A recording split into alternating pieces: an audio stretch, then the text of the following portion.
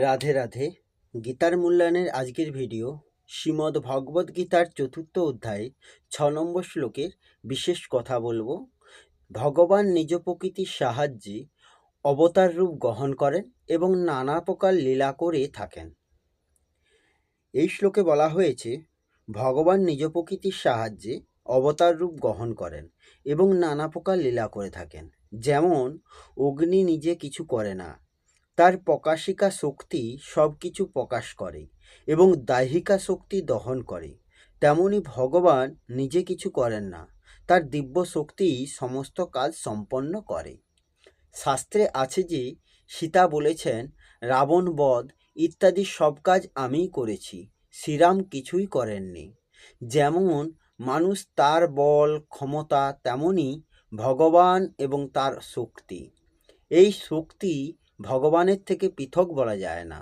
আবারও এক বলা যায় না, মানুষের যে বলবত্তা, মানুষ সেটি পৃথক করে দেখাতে সক্ষম না, সুতরাং সেটি তার থেকে পৃথক নয়।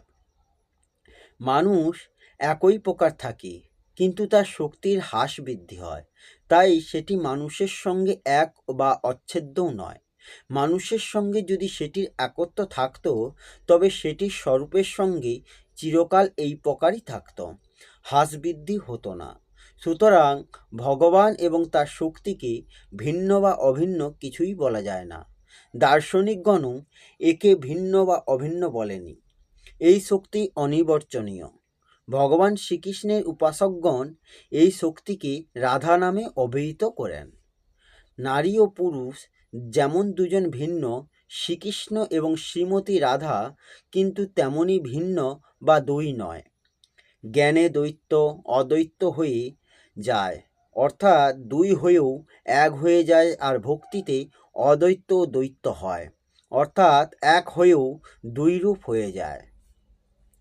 জীব এবং ব্রহ্ম এক বোধ হলে জ্ঞান হয়, আবার একই ব্রহ্ম দুই রূপ ধারণ করলে ভক্তি হয়ে যায়।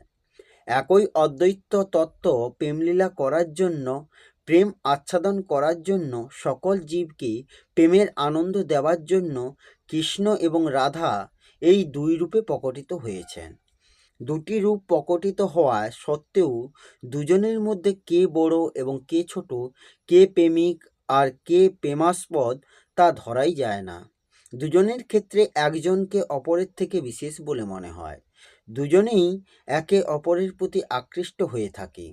শ্রীমতী রাধাকে দেখে ভগবান শ্রীকৃষ্ণ প্রসন্ন হন এবং ভগবানকে দেখে প্রীতা হন শ্রীমতী রাধা।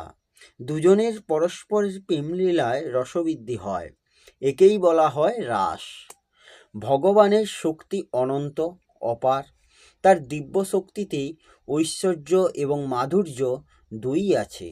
ঐশ্বর্য শক্তির দ্বারা ভগবান এরূপ বিচিত্র এবং মহৎ কর্ম করেন, যা অন্য কেউ করতে সক্ষম নয়।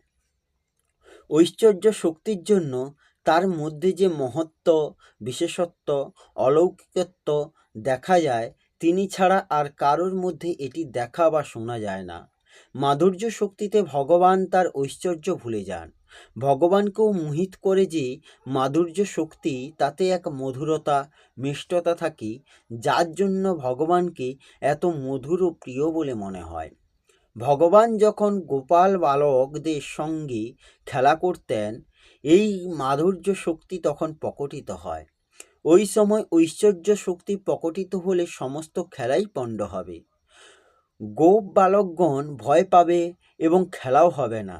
এইভাবে ভগবান কোথাও বন্ধুরূপে, কোথাও পুত্ররূপে এবং কোথাও স্বামীরূপে প্রকটিত হন। সেই সময় তার ঐশ্বর্য শক্তি সুপ্ত হয়ে থাকে এবং মাধুর্য শক্তি প্রকটিত থাকে, অর্থাৎ ভগবান ভক্তের ভাব অনুযায়ী তাদের আনন্দ দেবার জন্যই নিজ ঐশ্বর্য গোপন করে মাধুর্য শক্তি প্রকটিত করে তোলেন। যখন মাধুর্য শক্তি প্রকটিত থাকে, তখন ঐশ্বর্য শক্তি প্রকাশ পায় না। আবার ঐশ্বর্য শক্তি প্রকটিত থাকে, তখন মাধুর্য শক্তি প্রকাশ হয় না। ঐশ্বর্য শক্তি কেবলমাত্র তখনই প্রকটিত হয় যখন মাধুর্য ভাবের মধ্যে কোনো সন্দেহ উৎপন্ন হয়। যেমন মাধুর্য শক্তি প্রকাশ থাকাকালে ভগবান শ্রীকৃষ্ণকে গৌবৎসকে খুঁজেছিলেন, কিন্তু গোবৎসটি কোথায় গেল? এই সন্দেহে উদ্বুদ্ধ হতেই ঐশ্বর্য শক্তি প্রকটিত হলো এবং ভগবান তৎক্ষণাৎ জেনে গেলেন যে ব্রহ্মা গোপনে গোবৎসকে নিয়ে গেছেন। ভগবানের সৌন্দর্য শক্তিও থাকে, যার জন্য প্রাণী সকল তাতে আকৃষ্ট হয়।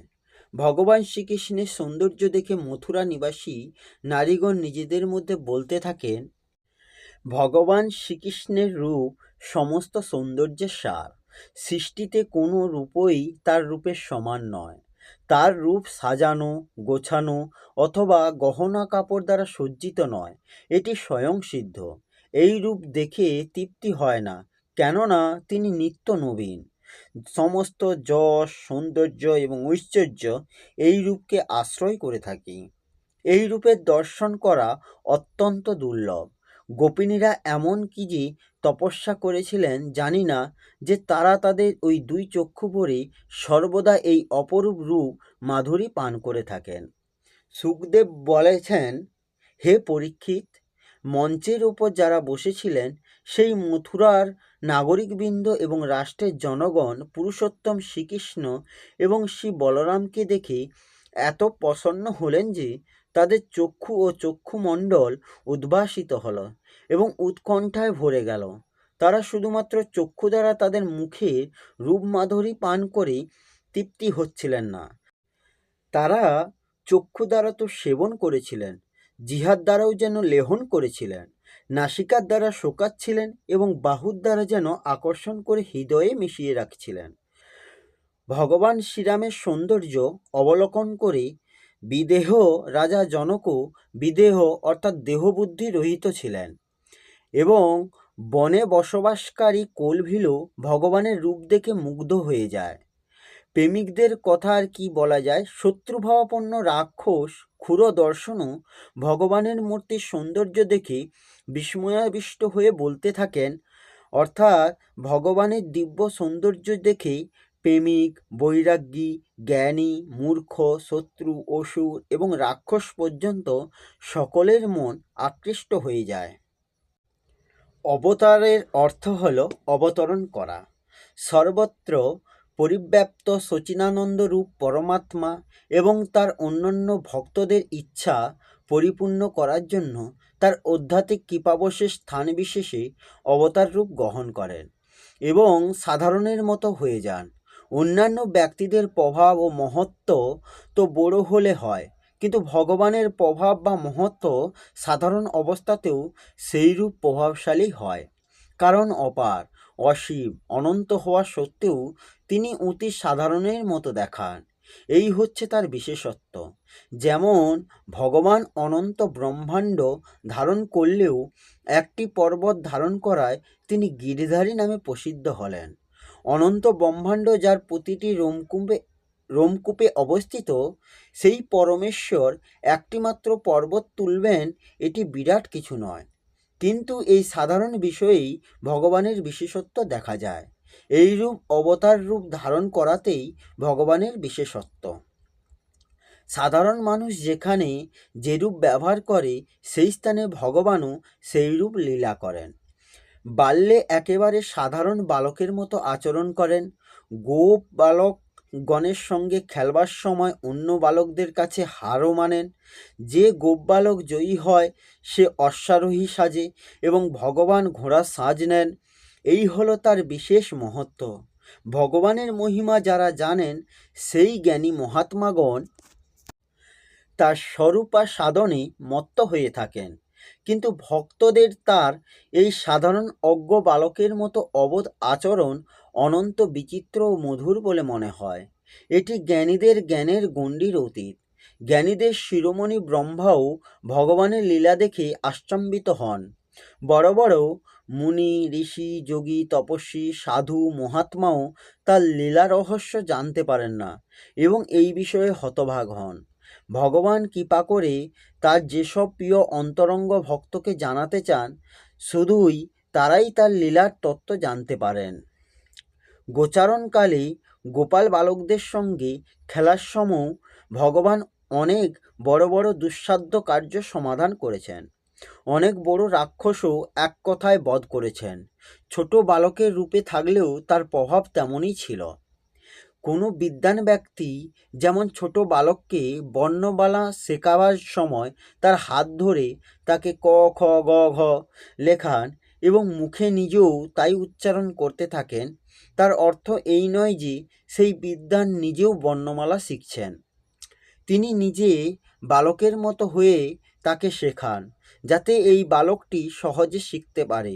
সেইরূপ অনন্ত ব্রহ্মাণ্ডের নিয়ামক ভগবান আমাদের মধ্যে এসে আমাদের মতো হয়ে আমাদের শিক্ষা দেন।